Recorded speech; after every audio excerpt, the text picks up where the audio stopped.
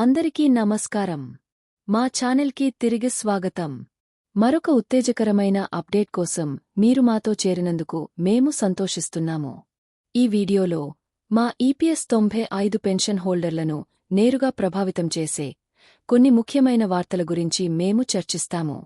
గతవారం national action committee గౌరవ జాతీయ అధ్యక్షుడు కమాండర్ అశోక్ రావత్ జీ ఢిల్లీలో విశేషమైన పర్యటనలు చేశారు.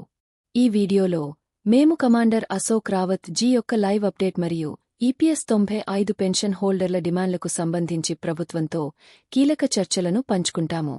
అతను మన పెన్షన్ సంఘంతో పంచుకున్న ముఖ్యమైన అప్డేట్లు ఏమిటో తెలుసుకుందాం. టాపిక్లోకి వెళ్లే ముందు మీ అందరినీ మా ఛానల్ని సబ్స్క్రైబ్ చేసి మాకు సపోర్ట్ చేయవలసిందిగా కోరుతున్నాము. అందరికీ నమస్కారం. మీ అందరికీ తెలిసినట్లుగా పార్లమెంట్ బడ్జెట్ సెషన్ యొక్క మొదటి సెషన్ ఫిబ్రవరి 13న ముగిసింది. రెండవ సెషన్ మార్చి 10న ప్రారంభమై ఏప్రిల్ 4 వరకు కొనసాగుతుంది. గతవారం మేము ఢిల్లీలో ఒక వారం మొత్తం గడిపాము. వివిధ పార్టీలకు చెందిన పలువురు మంత్రులు మరియు ఎంపీలతో సహా అనేక మంది వ్యక్తులను కలిశాము. మేము కలిసిన ప్రతి వ్యక్తి మన డిమాండ్ల పట్ల సానుభూతితో ఉన్నారని మరియు మనకు సహాయం చేసే మార్గాలను చురుకుగా అన్వేషిస్తున్నారని నేను మీకు హామీ ఇవ్వాలనుకుంటున్నాను. కాబట్టి అక్కడ చెలామణీ అవుతున్న తప్పుడు సమాచారంతో ఆందోళన చెందాల్సిన అవసరం లేదు.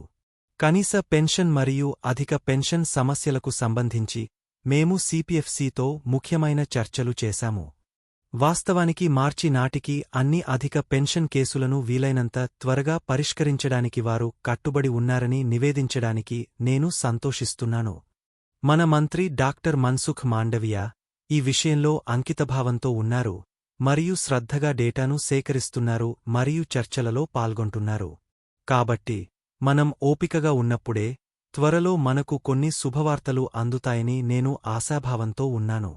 గుర్తుంచుకోండి, మనం ఓపికగా ఉండటం మరియు తలెత్తే ఏదైనా పరిస్థితికి సిద్ధంగా ఉండటం చాలా ముఖ్యం.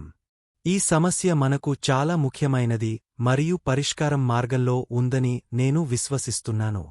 విశ్వాసాన్ని నిలబెట్టుకుందాం. మనకు ఉన్న ఏకైక మార్గం అదే. ధన్యవాదాలు మరియు మీ అందరికీ నమస్కారం.